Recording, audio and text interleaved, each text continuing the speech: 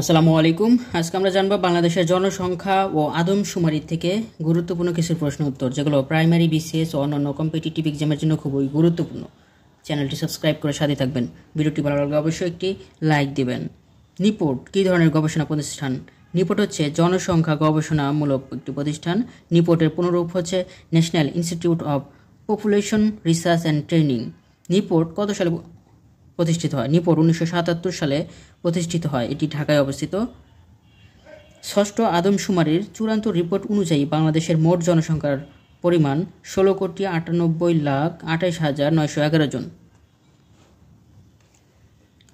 ষষ্ঠ আদমশুমারির চূড়ান্ত রিপোর্ট অনুযায়ী বাংলাদেশের মোট জনসংখ্যার পরিমাণ 16,98,28,911 জন। অর্থনৈতিক সমীক্ষা 2023 অনুযায়ী বাংলাদেশের মোট জনসংখ্যা 16,98,00,000।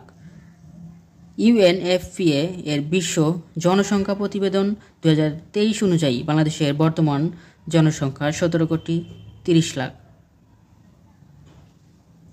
ষষ্ঠ আদমশুমারি রিপোর্ট অনুযায়ী বাংলাদেশের জনসংখ্যা 16,98,28,911 জন।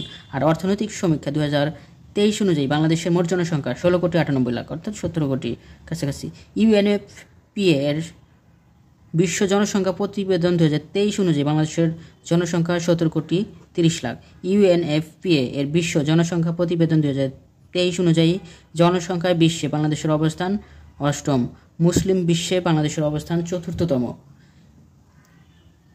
জনসংখ্যায় বিশ্বে বাংলাদেশের অবস্থান হচ্ছে অষ্টম, আর মুসলিম বিশ্বে চতুর্থতম। ইউএনএফপিএ এর বিশ্ব জনসংখ্যা প্রতিবেদন 2023 অনুযায়ী বাংলাদেশের মানুষের গড় আয়ু 74 বছর। ভিডিওটি বারবার দেখতে থাকুন, ইনশাআল্লাহ এখান থেকে কমন পাবেন। ভিডিওটি ভালো লাগলে অবশ্যই একটি লাইক দিবেন, সাথেই থাকুন। আসসালামু আলাইকুম।